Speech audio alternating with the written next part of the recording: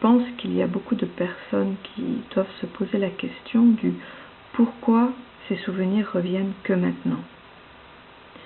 Comment ça se fait que j'ai, entre guillemets, zappé tous ces faits, tous ces viols, toutes ces tortures qui ont eu lieu durant ma vie. Et c'est une question sur laquelle je me suis aussi penchée, parce que ça m'a intriguée moi-même. Je voulais comprendre pourquoi. Et lorsque j'ai fait part à la psychiatre qui me suit actuellement de la réponse que j'avais trouvée à cette question, elle m'a confirmé que c'était ça.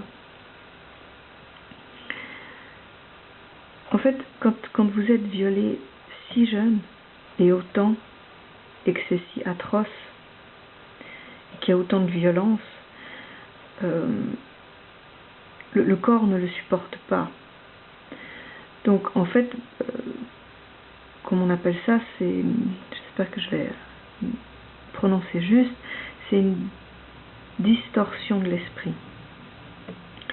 C'est-à-dire, c'est pas que vous avez tout d'un coup une double personnalité, avec une personne qui s'appelle telle et telle, et qui a tel trait de personnalité, et une autre qui s'appelle autrement, et qui est avec d'autres traits de personnalité, c'est vraiment pas ça. C'est comme si tous les aspects plus que pénibles de votre existence, vous les rangez automatiquement dans une boîte et vous n'y touchez pas. C'est comme si l'information passait quasi même plus au cerveau, elle va directement dans cette boîte. Si je peux vous donner un exemple, c'est comme si sur votre programme informatique, sur une page ou XY, vous dites par exemple tous les mots viol ou pédophilie ou XY mots, toutes les personnes qui utilisent ces mots là, où un sujet a trait à ces discussions, sont automatiquement dirigés vers ce programme d'annulation, par exemple, ou de suppression.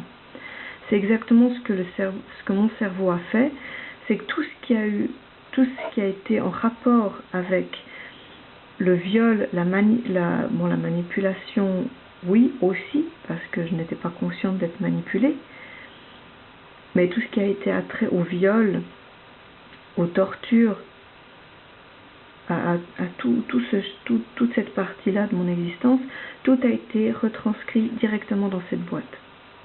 Pour que l'esprit puisse continuer à vivre, pour que l'individu puisse survivre à ça.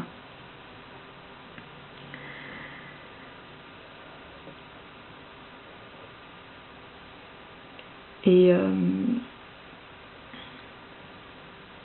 justement, le fait de m'être retrouvée dans cette ferme où pour moi il ne savait pas l'endroit où j'étais, donc un endroit en sécurité, avec cette personne, cette unique personne de confiance qui m'avait protégée, qui m'avait soutenue, qui m'avait défendue, qui s'est dressée contre mon père. Il s'est dressé entre mon père et moi pour me protéger. Et le fait d'avoir cette personne à mes côtés, ça m'a permis, dans cet endroit où je me sentais bien et à l'abri de cette personne, de libérer certains souvenirs. Alors évidemment, c'est comme la vraie boîte de Pandore, si vous l'ouvrez d'un coup, c'est la destruction totale. Donc, la boîte a été entrouverte, il y a des ramifications qui se sont formées entre guillemets, on va dire ça comme ça, mon esprit conscient et cette boîte, et gentiment, régulièrement, elle me donne les informations qu'elle a gardées pendant tout ce temps. Donc là, ça fait quelques mois que j'ai des souvenirs qui reviennent, plus ou moins concrets, qui après justement prennent plus... Après, il y a des détails qui viennent, après je m'assois, j'y réfléchis, il y a des choses qui se complètent. Il y a des réponses qui viennent. Il y a des images terrifiantes, il y a des souvenirs humiliants. Il y a C'est là aussi que j'ai pu comprendre qu'il y a d'autres enfants.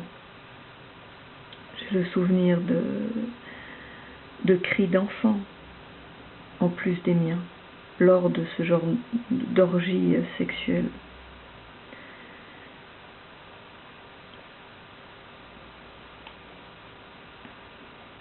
Et je pense aussi que les drogues qu'il m'a administrées à mon insu, quand je suis devenue plus grande, ont certainement dû aussi altérer une partie de ma mémoire. Les drogues, j'avais des soupçons, de très très forts soupçons, j'étais quasi persuadée, mais j'ai été persuadée le jour où j'en ai parlé à ma belle-mère, qui m'a dit, directement, sans que je lui en parle, que mon père l'avait drogué. Et elle m'a donné plusieurs exemples qui démontraient que les faits qu'elle avançait étaient tout à fait véridiques et coïncidaient terriblement avec ce que j'avais vécu.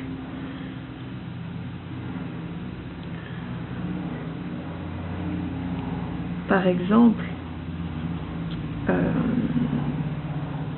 une fois elle était dans son salon avec mon père et tout d'un coup elle s'est réveillée dans le fauteuil, dans son salon à elle, dans son nouvel appartement.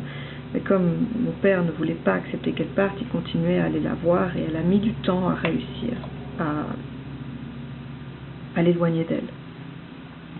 Mais vraiment, voilà, donc elle s'est réveillée dans ce fauteuil, dans sa chambre à coucher, avec l'ordinateur sur les genoux, un film à l'intérieur de l'ordinateur alors qu'elle ne regarde jamais de film sur l'ordinateur. Elle me dit je déteste ça, en plus je ne sais pas le faire marcher.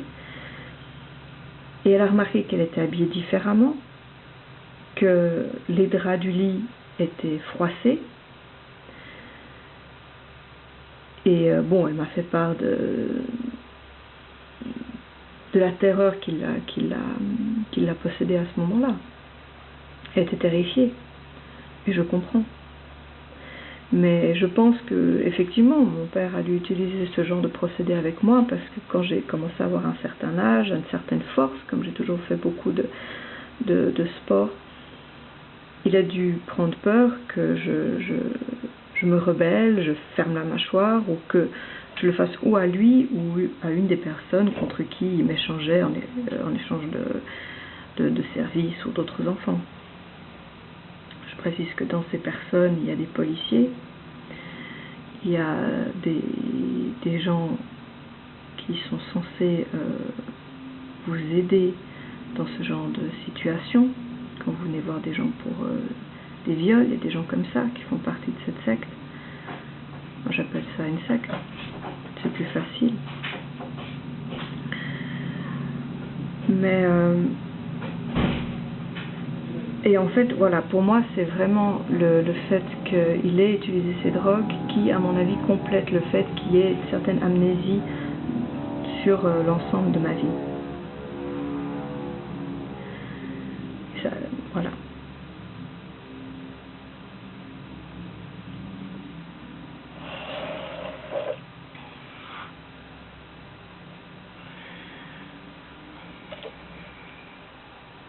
Quand je dois avouer que quand ces souvenirs reviennent, alors ils reviennent par vagues, voilà, justement c'est souvent par vagues, et ils reviennent au fur et à mesure que mon esprit peut les recevoir.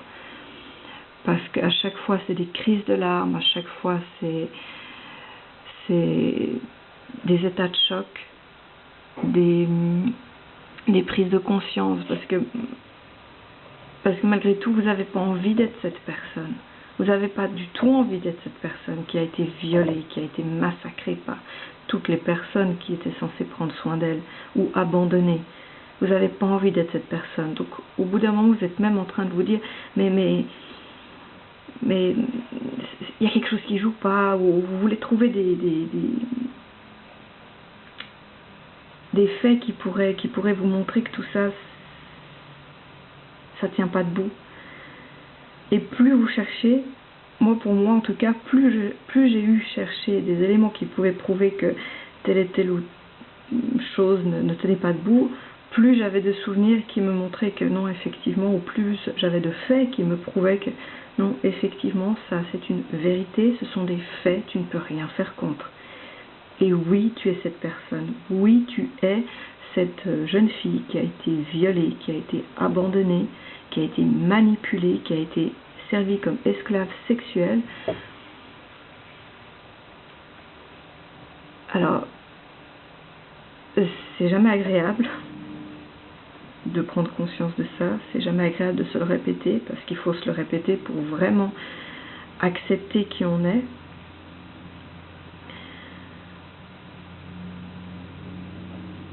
Et c'est pour ça qu'aujourd'hui, justement, je veux vraiment aborder cette histoire avec le plus de calme possible. J'ai énormément de colère. Énormément de colère,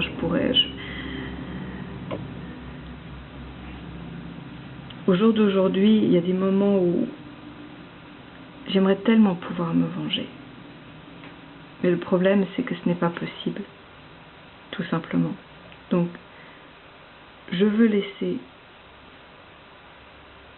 le temps au temps, la chance aux personnes qui peuvent prendre conscience de ce qu'ils ont fait, de se retourner et d'aller dans le bon sens et voir qu'est-ce qu'on peut faire avec ça. Je ne veux pas aller tête baissée là-dedans, parce que je sais très bien que si je vais tête baissée là-dedans, ça ne va pas durer très long avant que tout simplement je disparaisse. Parce que dans un cas comme ça, il ne vous laisse pas tranquille. Parce que vous n'êtes pas censé... Enfin, je veux dire, moi je n'étais pas censée me réveiller maintenant. Absolument pas. C'est grâce à mon ami que c'est arrivé. Oui, je commençais à m'éloigner. Oui, je prenais conscience des manipulations de mon père. Et oui, je commençais à travailler pour m'en sortir. Mais il y aurait toujours eu un moyen de me récupérer derrière. Avec, par exemple, justement, la torture des animaux. Et si j'avais pas eu un soutien, il est fort probable que je n'aurais pas tenu ces expériences terrifiantes qui sont arrivées à mes animaux. J'aurais pas supporté, j'aurais dit ok, d'accord, non, laissez-les tranquilles, je me tais, je fais ce que vous voudrez. C'est comme ça qu'ils vous tiennent.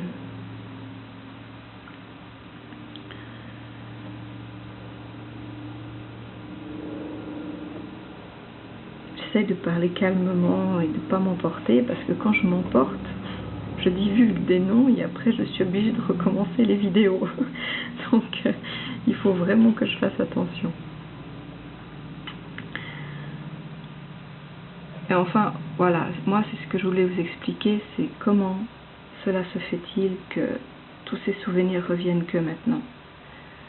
Pourquoi ça a mis tant de temps? Pourquoi j'ai tant d'amnésie dans ma vie? Pourquoi je me suis pas battue avant? Pourquoi je ne suis pas allée à la police, par exemple? Mais quand vous avez été violé par des gens où vous découvrez que c'est des policiers, comment voulez-vous aller là-bas, aller dans un commissariat ou dans un hôtel de police et leur dire, écoutez, voilà ce qui m'arrive. Parce que si tout d'un coup vous tombez sur le copain d'un copain du type en question ou XY, vous pouvez être sûr qu'on va